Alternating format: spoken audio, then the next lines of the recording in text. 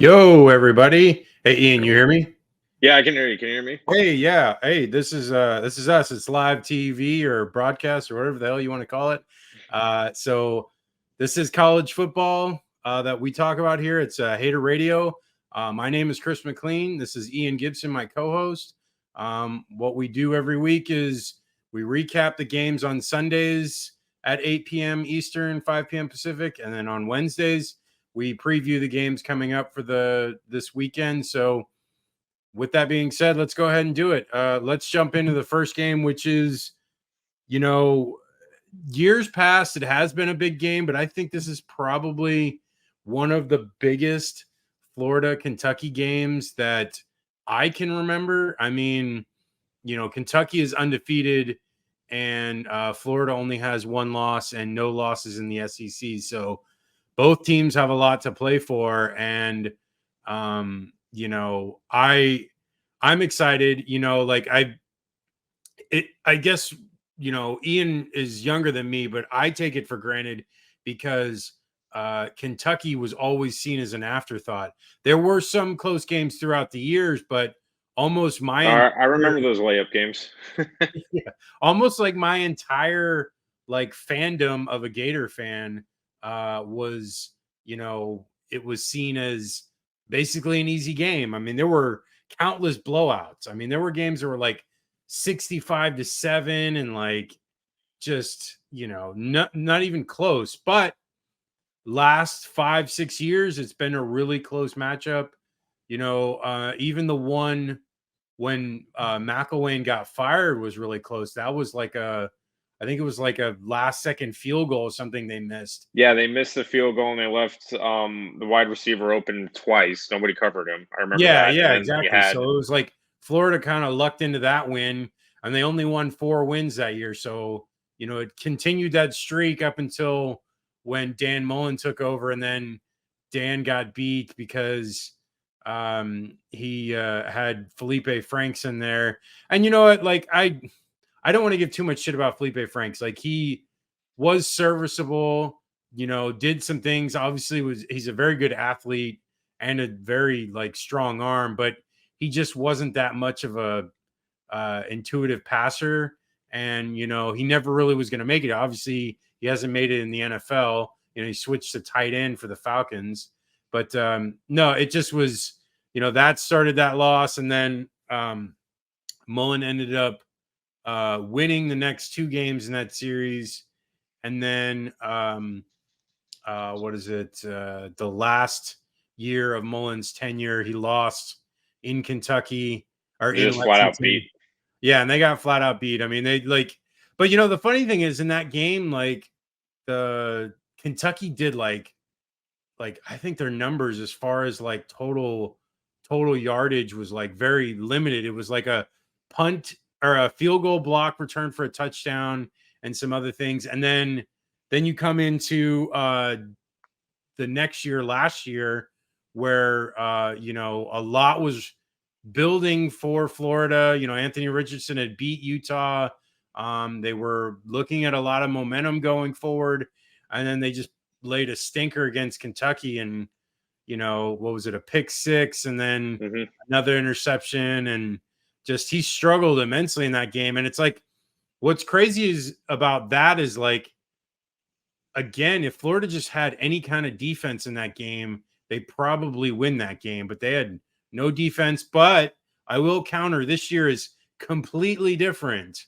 And just I mean, they've gone from like the 100th best defense to now the 5th best defense as of right now, which is, I mean, I was expecting better. I thought they were going to be like, top 50, but I was definitely not expecting this turnaround. It really speaks to Austin Armstrong, the DC.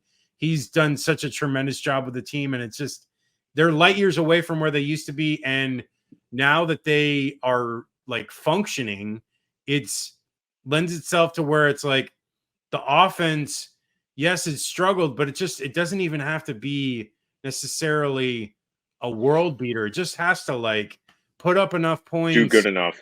Yeah, I mean, look at the Tennessee game. I know we didn't get a chance to talk about this on the show because you haven't been on it a couple times. But like, in that game, like Florida was dominant in that first half. So much so that the defense basically shut the door, and it was like, yeah, I know Tennessee got that one score in the fourth quarter, but like really besides that, the defense was like not giving them anything. And they just, I mean, the D line, the linebackers, man, God, that right there is the difference in the whole team is the linebackers. Like Shamar James is a dude, and Scooby Williams is just, I mean, he wasn't even playing last year, the last couple of years, and now he's like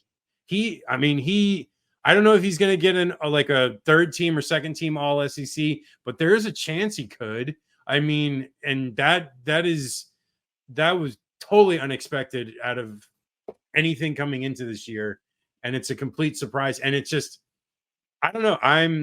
I'm hopeful for this team now because it's like in the beginning of the year we were definitely thinking like, what'd you say, like 3-9 or 4-4, 4-8? I said 5-7. 5-7, and I think I said somewhere. I think I probably said like 7-5, maybe 8-4. And that was reasonable because it was like, the schedule looked difficult and there was definitely a lot of benchmarks that they needed to hit to be able to really like hit a ceiling. But now it's like, I don't see anyone on their schedule that I'm really afraid of, like LSU, I don't know, at times looks very good, but then like they kind of struggled against Arkansas. Arkansas was probably the better team in most of that game. And then FSU, struggled against BC. And then like in that Clemson game in the second half, they punted the ball or turned it over on downs 5 different times in the second half and only had a field goal. So they were lucky to be in that game.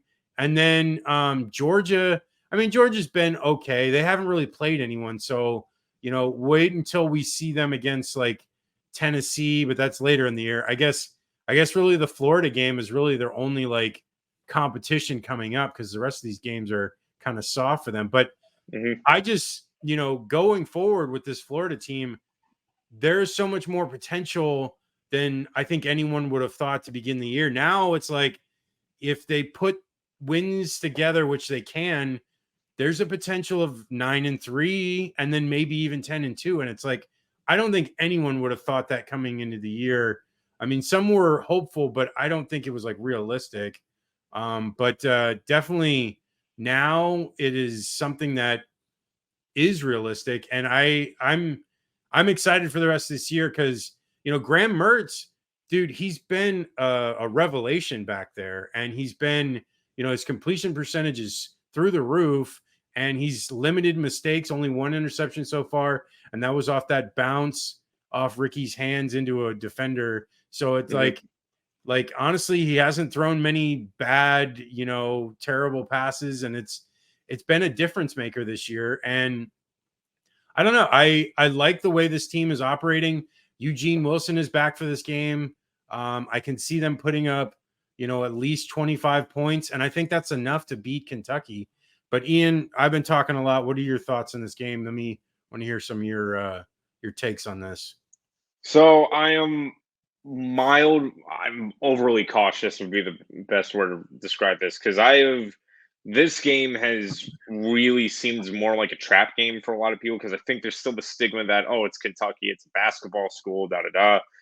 Kentucky has this ability to drag the Gators into the mud and make it this very old school grind out game. You don't really get blowouts in this rivalry anymore. It's always like who gets the ball last and who can commit the less turnovers. And it's really a defense does best, which is good for Florida because now they actually have a defense to complement. With that being said, Kentucky still is no slouch this year. They've done very well. They had a great win against Vandy. I know they started off shaky, and the offense wasn't, overly impressive so far. But honestly, it's when I look at Kentucky, it's like I'm looking in a mirror between Kentucky and Florida. Both, defenses very, run oriented, making sure they stop the run, limit the pass, pretty much saying beat us to the air with Same with the offense, run heavy. Leary, I know he has more yards and touchdowns than Mertz.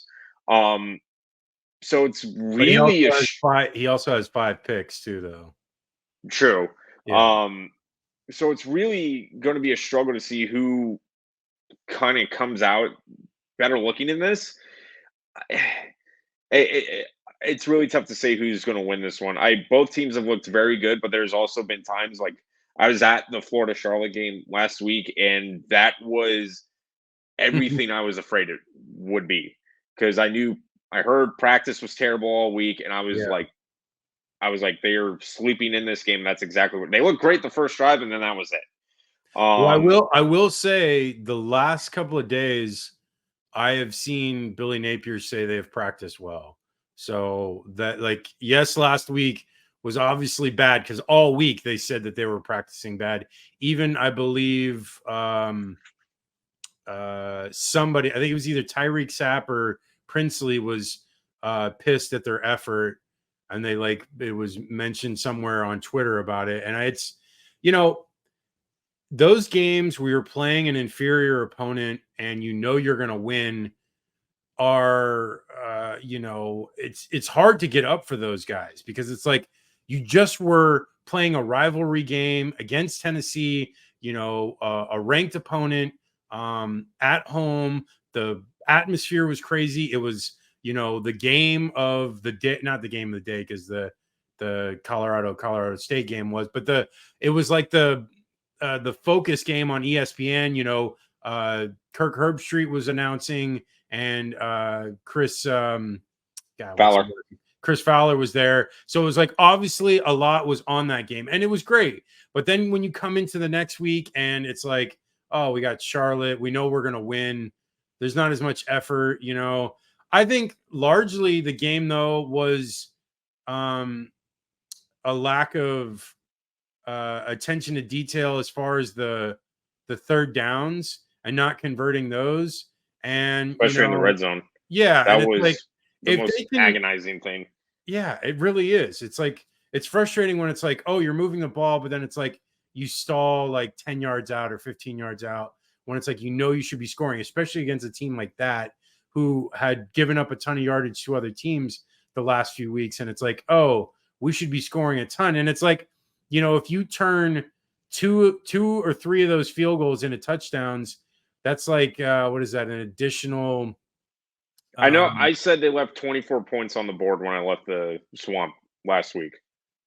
yeah, I mean it was minimum is at least 12 because if three of those field goals are turned into touchdowns, that's 12 points right there. So that's 34-7. Like anyone cares if they won 34-7. No one would have been up in arms. It'd have been like, oh, whatever, we beat them. It could have been worse, but whatever. I don't know. And I'm not trying to make excuses for this team because I'm trying to keep it real as always, like what we do here. But it just looking at it objectively, I think this team is still capable of playing against better teams.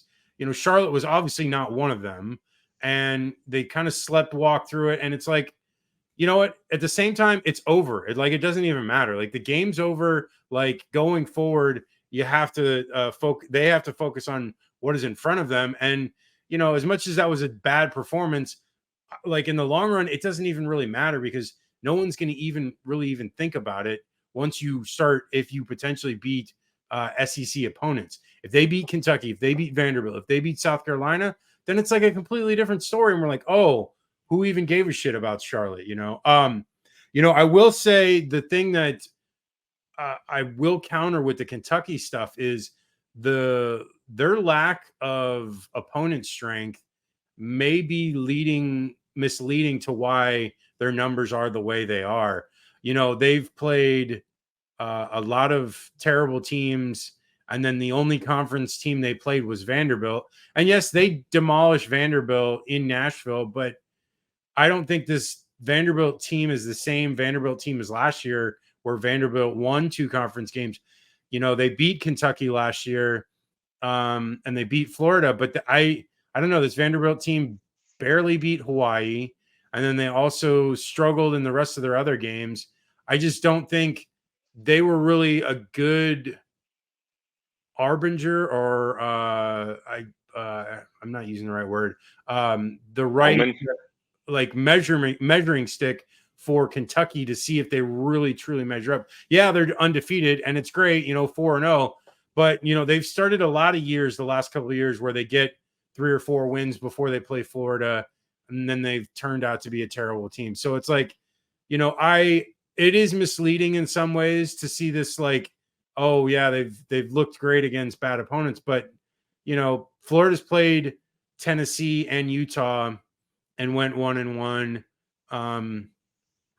I obviously now though it doesn't matter because it's like going into conference play, you'll see how these teams really are. So like, there's no hiding it now. It's like everything's going to be out in the open, and which is great because this is a good first test for Florida on the road, which is going to be difficult because they obviously struggled at Utah.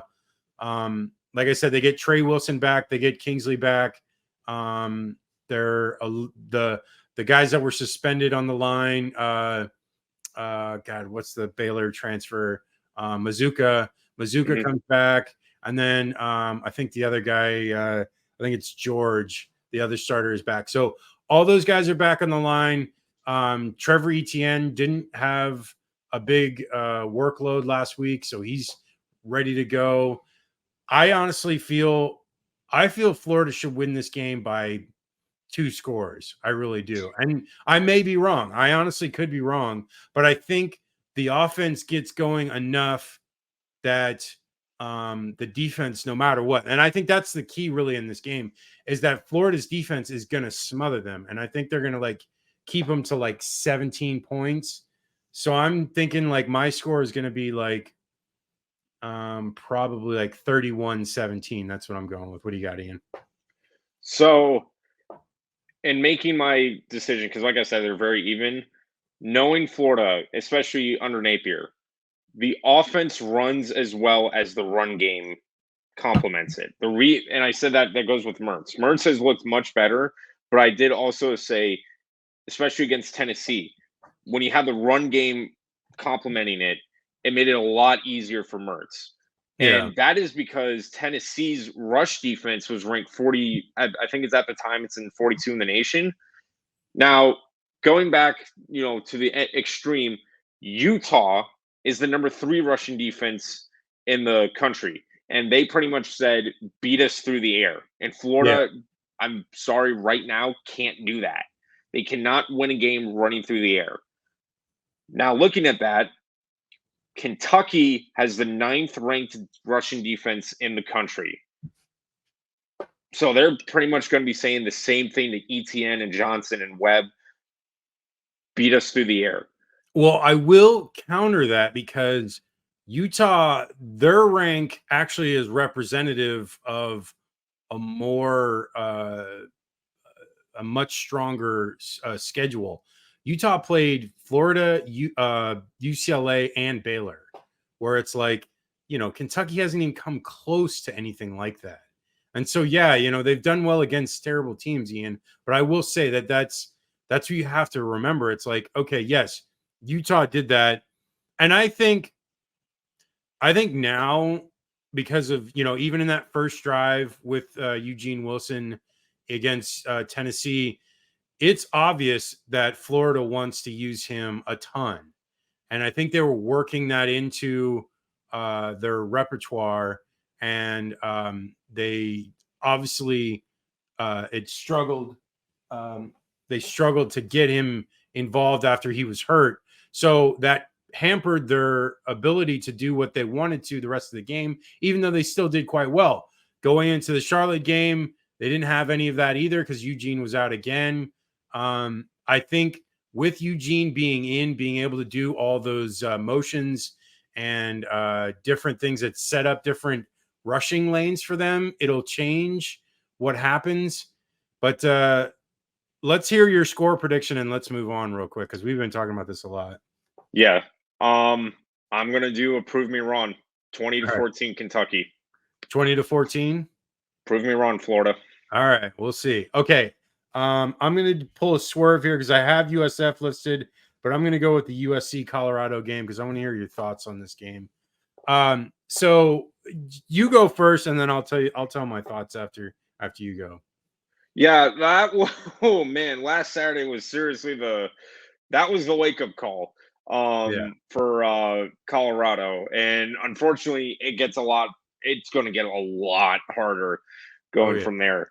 Um SC just flat out has one of the best offenses in the country, and really nothing phases them. That is the one Yeah. thing that I find so impressive with USC, and really Lincoln Riley's offense since he was at Oklahoma.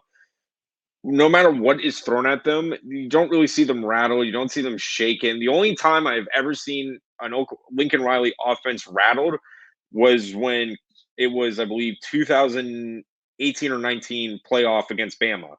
Yeah. When they lost like 38-14. But I mean, Yeah. that's one of the best like defenses in the ever. Yeah. But early mistakes, early tumbles, they keep the pace and keep it going. That USC, I think, is just gonna roll over Colorado. I don't think Colorado is like dead in the water, shall we say. I think uh, the coaching really does a good job of building the players up. So I think they're going to, play better. But it just comes down to USC just has the better talent, has the, better coaching right now, and they know how to win these games. I think Colorado is definitely looking to, prove people wrong, but SC's just flat out knows how to win these games. So I'm going to go 41-20 SC. Yeah, and I think what had happened last week for USC was their defense. They had when going up against Arizona State. Arizona State pulled like every trick out of their bag, like fourth down plays, special teams plays, throwback passes to quarterbacks, all kinds of stuff. Onside kicks, literally anything you can imagine. They They literally called. threw the kitchen sink, which I don't Yeah, they blame them. I really mean, I did, and respect that. You're overmatched. You got to try everything. no, I know, and I am glad they did it because it made the game closer. If they hadn't, they probably would have only scored like 10 or 14 points. But they really took it to them and had a chance to be in that game even late into it. But I mean, the talent of USC is remarkable because like even Caleb Williams didn't have his best game that he's had all year, and he still threw for like over 300 yards and like 4 TDs, and that's just how good he is. That a somewhat okay game is like a dominant game from like any other quarterback. So yeah, I like them big in this, and I think we've gotten to the point now where the hype has kind of died down from Colorado. So I'm not gonna like, you know, kick a dog while it's down because it's like, what's the point? Like, they've had their butt whooping, and now uh it's like you said, the schedule is going to be really tough. I don't envision them winning many more games the rest of this year because they're playing USC, they're playing Utah, they're playing UCLA. I mean, it's going to get like Oregon Washington, State. Oregon State. Yeah, all these teams are way better teams. Like, I know Colorado has talent in certain spots, but they're not better teams. And that's what, like, I just kept trying to tell people when they were like talking about Colorado. I'm like, I understand there is talent there, and like Dion has got a lot of juice right now for this team, but it's like going forward, this schedule is like really tough. All these teams are really good. They're playing, and they're like solid teams where it's like everyone like their whole lineup are strong, like their defense, their offensive line. All these teams are like really good coach teams, and Colorado is nowhere near that level yet. And I don't know. It's a good story because it obviously has brought a lot of attention to college football. There's a lot of casual fans that have been paying attention, and I welcome them. I want that. I want more college football fans. That is not a bad thing. I just think the unrealistic expectation of this team is what kind of annoyed me. And, the media attention, which the media does that with everything that they is new to them. They blow it out of proportion, and they just run with it until they either get a bunch of losses or they whatever. I don't know. So I'm going to go with my prediction, and I'm going to say like I'm gonna say like 45 to like maybe 10. I think USC's defense comes back in this one because I don't think Dion is gonna run a bunch of trick plays like Arizona State. I think he's gonna just try to put his guys out there and like see if he can compete. But I really don't think they compete with this team. Okay, moving on. It is Wear Green Wednesday. I got my green on. Ian does not, but Ian's got his USF shirt. I got the old bowl. You gotta get it. You gotta get a green shirt. Come on. I now. do. I have it. It's just at my old place. I know. I'm been looking at buying some more green shirts just so that I can have different ones to wear for on Wednesdays. But shoot, I just realized my USF jersey is white too. Yeah, it is. I remember you showed me a picture of that. So, dude, how how different is the the trajectory or like where USF is going from like 2 weeks ago before the Alabama game and now where it's at? And like I've seen so many people list like USF as one of the like higher end teams in the AAC. I've seen like, Byron Brown get AAC player of the week. I've seen Simmons, the wide receiver, get like all kinds of love from like everybody. Like this turnaround, and the offense is ridiculously good. And that's what is exciting because it's like, man, this offense can freaking score. And it's like instant score too. It's not like you have to methodically get down the field. No, they're going to score in like 2 plays and you got to figure out how to stop them. And Byron Brown, man, if he hasn't solidified himself over Gary Bohannon, I don't know what to tell you. Like I like Gary and I appreciate what he's done for the school, but I mean Byram, you have to keep going with Byram at this point. He's just too good. Like he's too good, and the team's doing too well. And like, there is, I mean, literally, they have a loss to Alabama and then a loss against Western Kentucky where they were in the game basically to the very end. And it's like this team could potentially beat all the teams on their schedule the rest of the year. Like none of the teams really scare me. I mean, UTSA without Harris, definitely doesn't scare me. With Harris, that's a different question, but I don't know what's going on with him. I don't know if he's coming back or not. But Ian, I want to hear your thoughts on this team. Yeah. So for all intents and purposes, I enrolled at USF in the spring of 2021. That was the last. So coming off the 2021 season, that was the last time they beat an FBS team, which was Temple. I am now a junior at USF, and they beat Rice, and also a conference game. So it took a little bit, but man, first of all, that game was very hairy from the beginning. But credit to USF for just taking advantage of the situation. Obviously, JT Daniels being out did have a huge play on what happened, but I will say they just stuck with it. They never were out of it. It seemed they scored first. No matter, they were always in the game, and like we say, if you can hang in there, that's all you need. And then once the fourth quarter started, they just ran away with it. That's where you kind of see that hurry up offense take effect on the defense, where Rice was just too exhausted to keep up. So obviously, the trajectory is completely different now from beginning of the year. I know we said like maybe 3 wins and now they're at 2. I know, I will say bowl game is on the table, but again, I'm going to be more cautious with the USF because it is a lot of young talent, first year coach, but they have certainly at least played the part. Regardless of what happens this year, it is a night and day difference between, last 3 years, 4 years of USF to now. They are competing, they are playing well, which we couldn't say before. They, are scoring more than like field goals per game. And just the fact that they beat Rice is impressive. Coming into this one with Navy, it's going to be, obviously triple option. You're looking at a very different type of,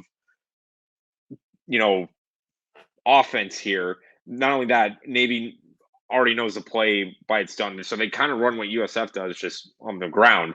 They run that hurry up, so it's going to be very important for the defense to adjust and react. It was funny when I was looking up, the whole thing with, how's the rushing defense ranking.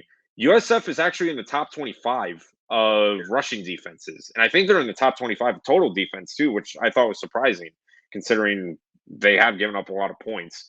So I think that's going to be pretty important coming into this one, is how well the defense reacts to the triple option, especially on those hurry up plays. And the biggest thing is to not make it third and manageable for Navy. If Navy can get to they're going to use all their downs, but if Navy gets to 3rd and 2, 3rd and 3, 9 times out of 10 they're going to convert. It's going to be important for defense to get off the field. If they can make it 3rd, 6, 7, really force their hand, then it's really humming for the Bulls. The offense, especially too.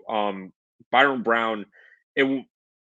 What definitely needs to happen is that the offensive line needs to be more stable, more structured, so he could just have more time in the pocket. Because a lot, especially against Rice in a couple games, there are times he just is like, I got to make the play myself, which works, but it's only going to work for so long. Right. So I think, again, offensively speaking, USF, if they keep up with the high percentage passing plays, they keep trying for the big, play down the field, which has hit a few times. But I think for the sake of, sanity, they need to really dial that back, unless it's you've got them where you want them, like a setup play, or here's your, chance play. I think, high percentage plays, maybe, more rollouts, make sure, they can gain yards here. For same thing with USF. If they can make it third and manageable, now you're cooking.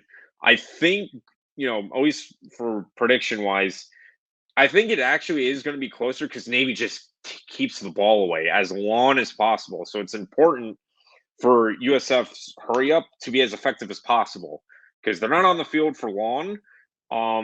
So they're going to have to take advantage of it while they can. So I think it actually might be a bit low scoring, but I'm going to go tentatively USF. I'm going to go 24-17 USF.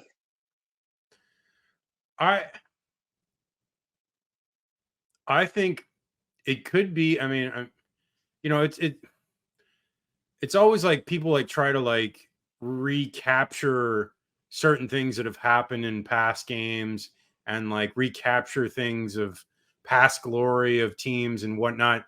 I hate doing that because it's yes, history does repeat itself, but at the same time, it's I don't know, man. It's, if you're constantly in this mold of oh, a game like this happened 7-8 years ago, so it's going to happen again. I mean, I don't know, but I will say there's some similarities with this team and that team with Quentin Flowers and when Marlon Mack.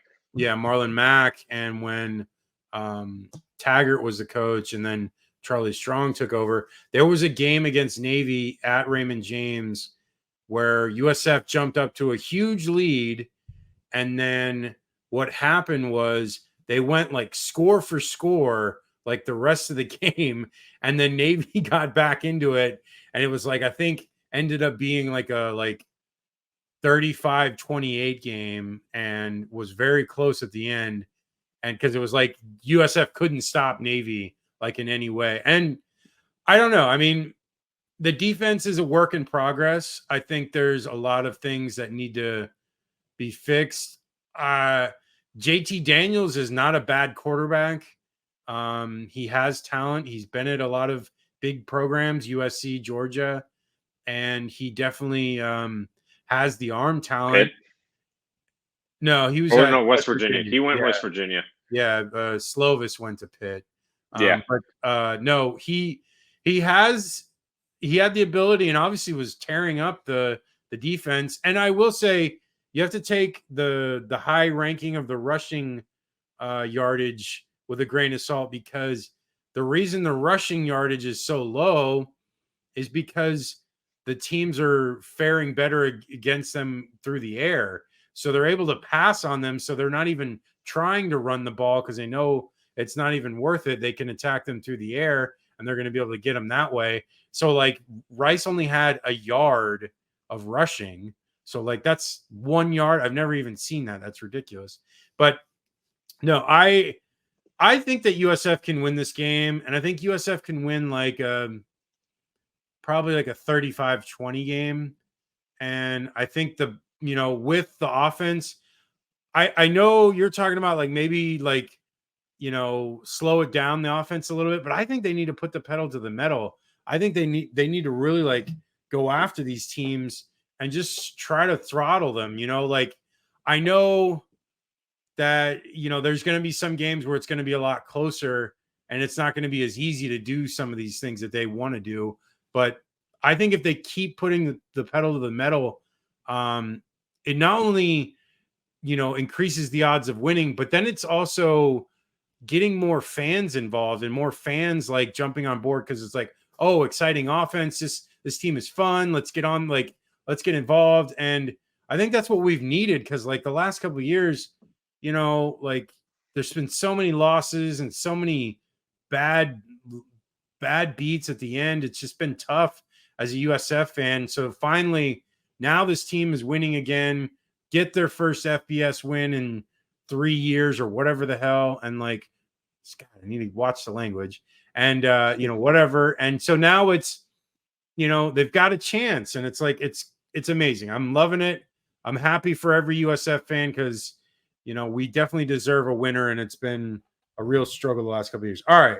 Moving into the rest of the games. Did it move? Why is it not going? There it is. Utah, Oregon State is on Friday. I don't know if you noticed that. Yeah, I did. Yeah, so I don't know what to make of this game. I don't know when Cam Rising is coming back. I thought he would have come back for the UCLA game, because UCLA would have been a tough game and they would need him, but they were at home at Rice-Eccles Stadium, so maybe they felt they didn't need him. I honestly feel if they don't get him in this game, if they don't have him in this game, I don't think they're going to win.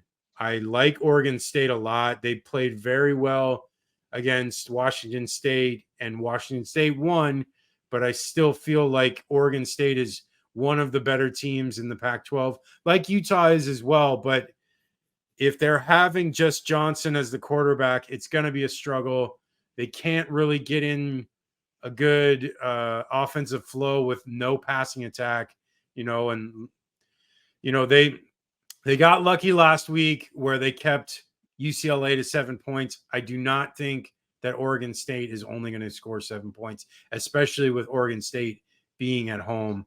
I like Utah to lose in this one. I'm going to say Oregon State wins like 24 to like 14. What do you got? Yeah, this was technically, I guess it would have been one of my upset picks, but you hit the nail on the head. Is that I think Oregon State, especially because I think it was that Rising is splitting reps with Johnson right now, so they're still not clear on whether he's coming back. I think if Rising comes back, Utah could definitely win this, but you're looking at Oregon State, they're a complete team right now. Utah still has offensively speaking, doesn't have it all there yet. They've been very middle of the pack, pretty much. Not really putting up enough yards to win the games. They've really been relying on the defense to win a lot of these games. Because honestly, that goes for all their games that they've won. Is that the offense looked pedestrian, but the defense stepped up. I don't think it's going to bail them out this time. I'm going to go with the Beavers in this one. I'm going to go with a 28-14 win for Oregon State. Okay, moving on. Georgia, Auburn. Man, that Auburn offense is terrible. I mean, they only had like, I don't know what their total yardage was last week against Texas A&M, but it wasn't good. Dreadful. It was dreadful. And considering that Miami put up like crazy amount of points in yardage against Texas A&M, and Auburn couldn't have put up anything. I don't even think they scored a touchdown. I think they only had a field goal, because I think they had 10 points. So in their touchdown was a fumble return for a touchdown, I believe. So I don't know. This Auburn team, I would have thought would have been better with Hugh Freeze. Maybe they're just a year away, which is potentially that. It's going to be a slugfest until they get to where they're going to go. I like Georgia in this one. I'm going to say Georgia wins like probably, I don't know, 35 to like 10 or something like that. What do you got? I'm literally almost the same score. Georgia just flat out better. I'm going to go with them 38-13 Bulldogs. Yeah, there's not much to say on this one. It's sad because this used to be a really big rivalry and it's been very one sided. And I wanted to do an article talking about that kind of changing, but I don't feel it would be, I think it's kind of moot right now because Auburn is not very good. But I may put that up for the Florida game, for the cocktail party coming up. So let's see. Okay.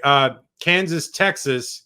This is a really good matchup. I am enjoying this Kansas team. Daniels is a stud. You know, it's funny. Last year they talked about Kansas a lot, and I think Colorado has kind of like stolen their luster again because like Colorado's the new shiny toy, and like Kansas has been kind of like still winning, but no one really is paying attention to it. It's like, okay, you did it last year, now no one cares, which is like weird considering that they were like, you know, they had game day there in for the Kansas games, and now they're like, no one even cares. It's like there's no media attention on them at all, and they're still doing it again. I don't get it, but hey, the like I said, shiny new toy in Colorado. So in this game, you know, Quinn Ewers has to do well because Kansas is going to put up points. I think it's going to be a shootout. I'm going to say like, I don't know, probably like 34 to like 30. And I'm going to go with Texas just barely, but it's going to be a close one. What do you got? Yeah, I think it's going to be, although my score is going to be a bit bigger, I do think it's going to be pretty neck and neck throughout the game. One thing, though, is that Texas has the blueprint on how to handle these mobile quarterbacks. With Milrow at Alabama, they put a spy at the linebacker, and then press the wide receivers out into the corner to make him really throw the ball, or if he had to run it, it wasn't going far. So I think they're Yeah. going to apply the same pressure to Daniels here, where he's going to have to really make the throw or try to beat the linebacker with his legs. I just don't see Kansas doing that. I think they can get some through Texas's defense, but not all of it. And I think Texas really offensively, they need to do just enough. I do think, it'll be kind of a typical Big 12 game, but I think Texas pulls out this one. I'm going to go 31-23 Longhorns. You know, the difference between Milrow and Daniels is I just think Daniels is a way better passer than where Milrow is at right now. And like Milrow is gotten better. You know, he obviously played very well against Ole Miss, but I still like Daniels better right now because he had a solid year last year and he's been more of a starter. So I think because he has that more experience, it's it's given him more confidence and he's been pretty strong. I mean, they already beat Illinois. They beat there's another decent team that they played recently. And so they've done well so far this year. I think this game is going to be an exciting game. Probably, what was your score again? 31-23. Yeah, I think it's going to be probably one of the better games of the day, probably even the best game of the day. Okay, real quick, let's do Baylor UCF. I don't like Baylor. I think they've been quite bad all year. They struggled against Texas mightily. They were close against Utah, and then they lost to Texas State. So 1-3. It doesn't really look good for them for the rest of the year. I think UCF wins this one pretty handily and gets their first Big 12 conference win. I'm going to say UCF wins like 32 to like 20. What do you got? Yeah, I think UCF might run it up here. That defense of Baylor has not been impressive at all against these elite offenses. And not saying UCF is, but I know they're averaging over 500 yards a game. So Yeah. I'm gonna go UCF winning this one 40-14. And they get their Oh, true welcome to the Big 12. blowout. Okay. LSU Ole Miss. I want to hear your thoughts first. Yeah, it's funny going into this. It was kind of expected that this would be, the prime time matchup, which it technically is, but it's like the headliner going it from last week. But LSU and Ole Miss both have shown their struggles. Both have elite offenses, but defenses have left a lot to be desired. I think though, LSU skating by, against Arkansas, and I still can't really forget that, loss to Florida State, and then Ole Miss, really getting handled by Bama. I think though LSU does have the better talent on defense. So I think that will be the difference. I think LSU is going to win this one. I think it'll be close and it probably goes into a shootout, but I'm going to go with a 35-31 win for the Tigers. I've just been, I don't know what it is about Lane Kiffin right now. I'm kind of like, I don't know.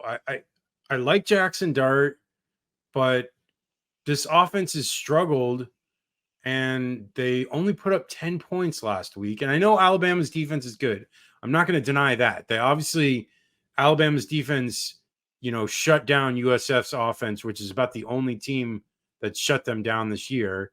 And, I don't know. I just don't know what it is. I don't know if like Lane is not motivated anymore. I don't know if he just doesn't care.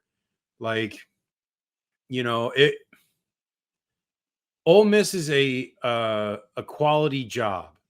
It is, they have a good fan base, but they're limited as far as the talent that you can get there because there's not a ton of NFL talent coming from the state of Mississippi.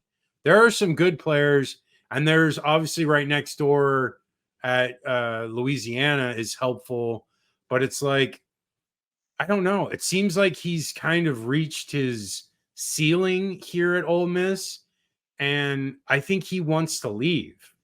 And they obviously thought he was going to leave and go to Auburn last year, which would have been probably a good move because Auburn has more resources and better recruiting level, and they probably would have done a lot better. But I don't know. It seems like he's just kind of there now, and it's a shame because I enjoy his innovativeness and his offensive prowess, but it seems like it's been kind of I don't know. Last year was kind of a letdown. They started 7-8-0 and then they finished like with a bunch of losses and then this year they've already got a loss to Alabama and like if they lose this game, I mean, where's the season go from here? Like how motivated is he going to be the rest of the year? Like, oh, I can get to 10-2 and get to a Sugar Bowl, but that's it. That's our ceiling. If he's ever going to do it at Ole Miss, he's got to start now and he's got to win this year. And he has a chance because it's like, yes, losing to Alabama sucks, but they still have an opportunity to get back into the SEC West game. It's not completely over yet, but a loss to LSU almost assures that. So I'm going to say LSU wins this, and I'm going to say probably a close game. I'm going to say like 28-20. Okay, next one. Iowa State, Oklahoma. I only put this one on here because there's not a ton of games this week like last week, so I just wanted something else added. I don't think Iowa State is very good this year, and they really haven't I haven't seen any of their performances because it's been not anything that I've wanted to pay attention to. So How about a 10-7 loss to Ohio? well, there you go. Exactly. They're that much of a struggle bus that they lost to Ohio. At Ohio State, Ohio Bobcats. Yeah, I know. It wasn't even state. It was the Bobcats. I'm going to say Oklahoma wins this one. I'm going to say they win like 45 to like 10. What do you got? I'm gonna go with same thing. Iowa State has at least shown that they can, handle these offenses. I've always said they're a Big Ten team in disguise in the Big 12 with their Yeah. defense, but Oklahoma they know how to win these games, and they've got the firepower to do it. I'm gonna go. I'll go 38-3. I also wanted to say too. Do you know how annoying it is when I'm telling people about a team playing Ohio and they're like, "Oh wow, that like USF is playing Ohio State." And I'm like, "No, no, no, Ohio Bobcats." Yes, I know. It is sad that a lot of people don't know that school, and I would feel bad for anyone that goes to that school because it's like, oh man, how do you stand out from Ohio State? And You could be worse. yeah, You, I actually you could be their rival who goes, "Yeah, I go to the University of Miami, Ohio." Ohio, yeah, yeah, yeah. Okay, so, moving on. Next game, Notre Dame Duke. This is a huge game. Notre Dame. God, what a loss. Gut I mean, punch. just took the air out of their season. But again, it's not the end of the world because one loss does not eliminate your playoff hopes, especially if you're a team like Notre Dame. You have plenty of uh, uh, uh, attempts or opponents here left that can give you the chance to elevate yourself back into playoff contention, which I think they will if they continue to win. Um, Duke is a very solid opponent. Their quarterback, Riley, is, projected to be a top pick next year, but maybe first round for the top quarterback. So, and there's some other players on their team that are strong. Their coach is being talked about for a lot of big positions across the country. So, this is a game that Notre Dame has to win. They cannot lose this game if they have any hopes for the playoff.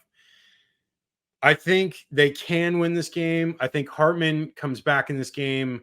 You know, I don't love Duke's defense. Clemson was able to move the ball on them. They just made a couple of mistakes there that really ruined their chances at beating them earlier in the year in that first game of the year.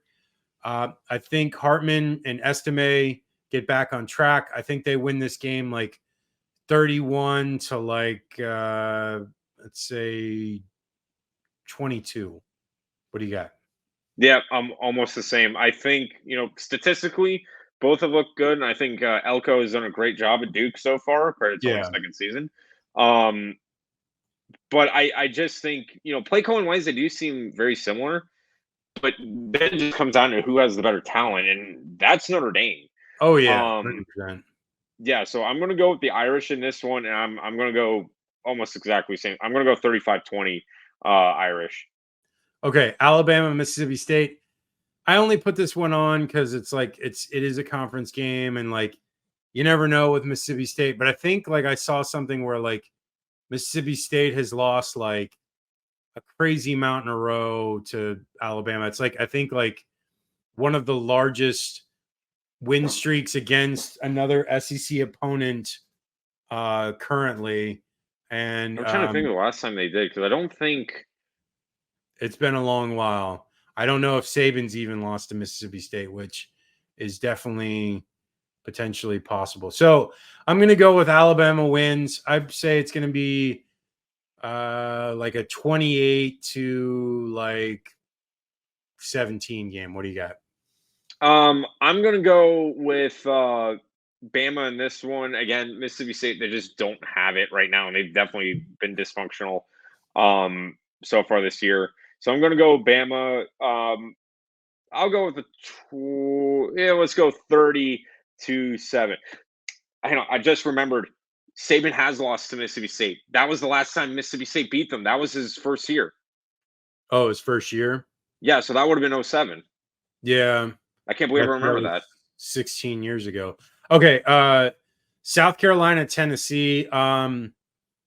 This is a huge game for both these teams because South Carolina only has one SEC loss and Tennessee only has one SEC loss. So this game is basically an eliminator.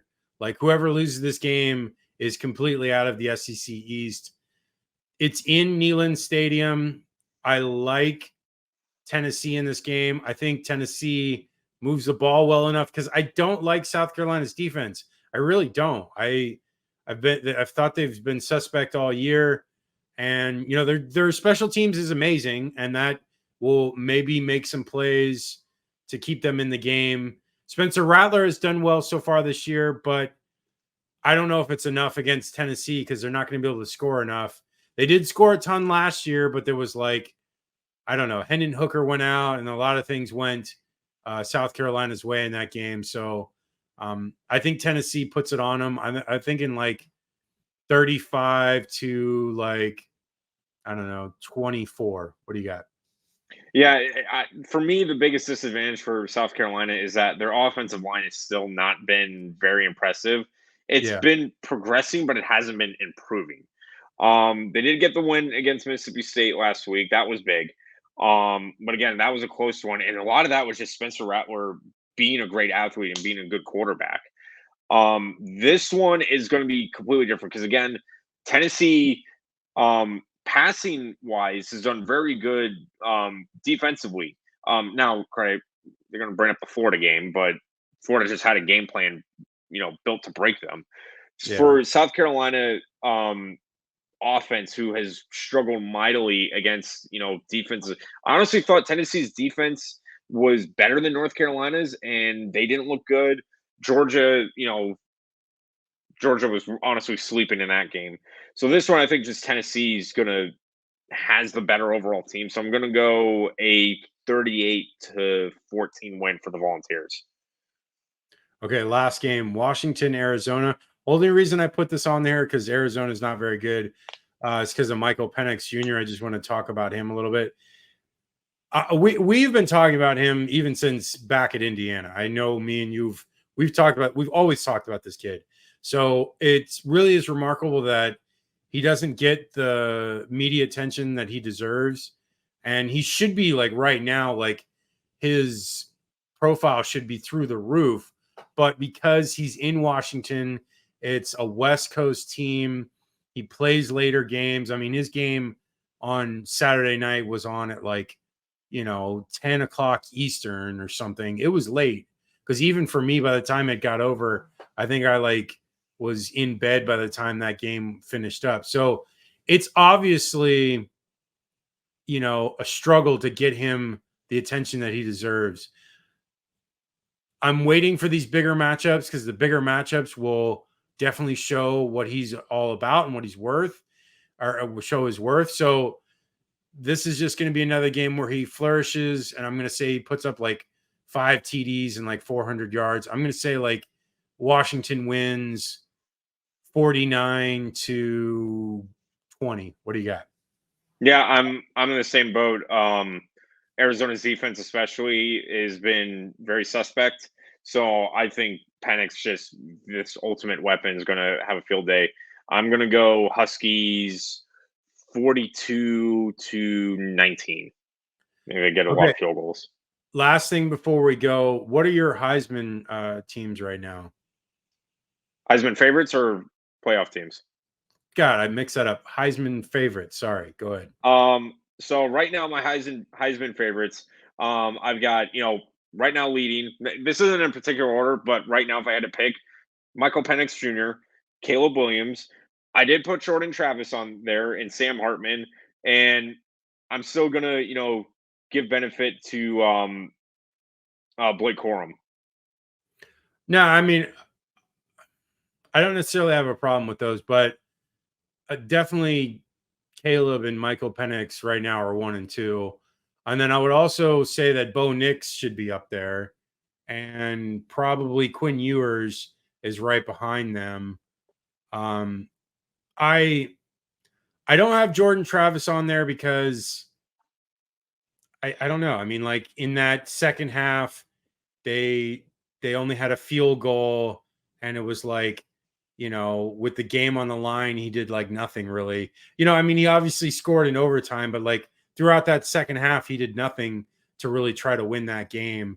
And they only really, I don't know, they didn't deserve to win that game. They really didn't. Clemson was the better team. And but I again, they're not going to have that much of a tough competition the rest of the year. They play Duke, they play Wake Forest, they play Miami, and they play Florida. The rest of their teams are pretty easy that they play. So we'll see it in those games, those 4 games. If he can do something there, maybe I'll give him some more credence, but I definitely don't have him in my top 5. He's not a sleeper. He's not anywhere near it. Blake Corum, I'd have to see more of him because, again, they're playing against terrible teams, and we'll have to see more of that. As far as anyone else, like really standouts, I'm not really seeing anyone else that's like crazy good as far as the ones that we listed. Cam Ward, I'm surprised you didn't mention him, but Cam Ward has looked really good. He was like 15 of 16 for like 256 yards at one point in that game against Oregon State, which Oregon State is obviously a really good team. And it's like, man, the kid was all over them. He was just dominant in that game. And he's someone that if he continues, has a shot. It's going to be harder because, Washington State has such a low profile and they're a West Coast team too. Okay. Playoff teams. I want to hear your top 4 and then your top 2 out, and then and we'll go on. Yeah, right now my top 4, there's no movement. I still have, Georgia at 1, Ohio State at 2, Michigan right now is at 3, and Texas is at 4. My first 2 out are Florida State and USC. Yeah, I have right now, I'm going to say I have probably Texas at 1 because I really like their victory at Alabama. I think the biggest victory that anyone has right now is that Texas win. Like beating Alabama in Tuscaloosa is probably the biggest win that any top 10 team has outside of Ohio State. So I'm going to say probably Texas, then Ohio State, and then I'll say USC, and then probably Michigan. Then I'll probably have Florida State at 5, and then 6 I'll have Georgia. I just don't think Georgia's as good as the rest of these other teams. I think, they got lucky the last couple of years where they got to play TCU in the championship game and that Michigan team in that playoff game, where it's like now I don't think they're going to get that opportunity this year because they're going to have to actually play a tough team when it comes to both playoff games. I just hope Michigan's not there. I really don't want Michigan to get it again because they're just not a good team. And like, I know they've beaten Big Ten teams, but just, it's like, it's not enjoyable to watch. They're not really good. They get smoked when they play real teams. And I know they've beaten Ohio State. So yes, they've beaten Ohio State, but anytime they played a non-conference strong non-conference team, they've looked bad. So, but anyways, that's the show. I know I can go on and on talking crap about Big Ten teams, but catch us at haterradio.com for all of our articles. For your socials, it is at hater_radio for Twitter, X, Threads, Instagram, TikTok. For YouTube, it is at Hater Radio. And for Facebook, it is Hater Radio CFB. Ian, what are your socials before we go? Yep. Instagram, Twitter, and YouTube, GGatorG. All right. That's the show. Enjoy these games. I'm really excited about this Florida Kentucky game and to see what USF does as well. So we'll see you on Sunday, everybody. Take care.